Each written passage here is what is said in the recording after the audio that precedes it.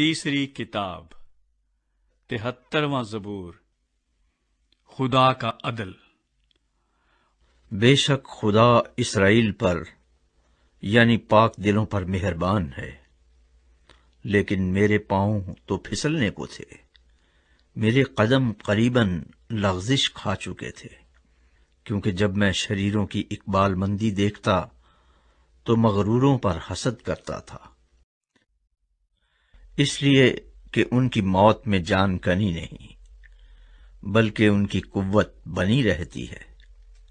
وہ اور آدمیوں کی طرح مصیبت میں نہیں پڑتے، نہ اور لوگوں کی طرح ان پر آفت آتی ہے، اس لیے غرور ان کے گلے کا ہار ہے، گویا وہ ظلم سے ملبس ہیں۔ ان کی آنکھیں چربی سے ابھری ہوئی ہیں، ان کے دل کے خیالات حد سے بڑھ گئے ہیں۔ وہ ٹھٹھا مارتے اور شرارت سے ظلم کی باتیں کرتے ہیں۔ وہ بڑا بول بولتے ہیں، ان کے منہ آسمان پر ہیں اور ان کی زبانیں زمین کی سیر کرتی ہیں، اس لیے اس کے لوگ اس طرف رجوع ہوتے ہیں اور جی بھر کر پیتے ہیں۔ وہ کہتے ہیں، خدا کو کیسے معلوم ہے؟ کیا حق تعالیٰ کو کچھ علم ہے؟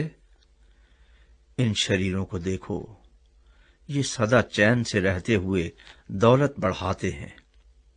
یقیناً میں نے ابس اپنے دل کو صاف اور اپنے ہاتھوں کو پاک کیا، کیونکہ مجھ پر دن بھر آفت رہتی ہے اور میں ہر صبح تنبیہ پاتا ہوں۔ اگر میں کہتا کہ یوں کہوں گا تو تیرے فرزندوں کی نسل سے بے وفائی کرتا۔ جب میں سوچنے لگا کہ اسے کیسے سمجھوں تو یہ میری نظر میں دشوار تھا، جب تک کہ میں نے خدا کے مقدس میں جا کر ان کے انجام کو نہ سوچا۔ یقیناً تو ان کو پھسلنی جگہوں میں رکھتا ہے اور ہلاکت کی طرف دھکیل دیتا ہے۔ وہ دم بھر میں کیسے اجڑ گئے، وہ حادثوں سے بالکل فنا ہو گئے، جیسے جاگ اٹھنے والا خواب کو، ویسے ہی تو اے خداوند جاگ کر ان کی صورت کو ناچیز جانے گا، کیونکہ میرا دل رنجیدہ ہوا اور میرا جگر چھد گیا تھا۔ میں بے عقل اور جاہل تھا، میں تیرے سامنے جانور کی مانند تھا، تو بھی میں برابر تیرے ساتھ ہوں۔ تو نے میرا داہنا ہاتھ پکڑ رکھا ہے، تو اپنی مصلحت سے میری رہنمائی کرے گا اور آخر کار مجھے جلال میں قبول فرمائے گا۔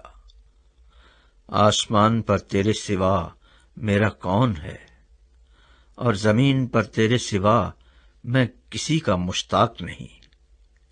گو میرا جسم اور میرا دل زائل ہو جائیں، تو بھی خدا ہمیشہ میرے دل کی قوت اور میرا بخرا ہے۔ کیونکہ دیکھ، وہ جو تجھ سے دور ہیں فنا ہو جائیں گے، تو نے ان سب کو جنہوں نے تجھ سے بے وفائی کی ہلاک کر دیا ہے۔ لیکن میرے لیے یہی بھلا ہے کہ خدا کی نزدیکی حاصل کروں۔ میں نے خداوند خدا کو اپنی پناہ گاہ بنا لیا ہے، تاکہ تیرے سب کاموں کا بیان کروں۔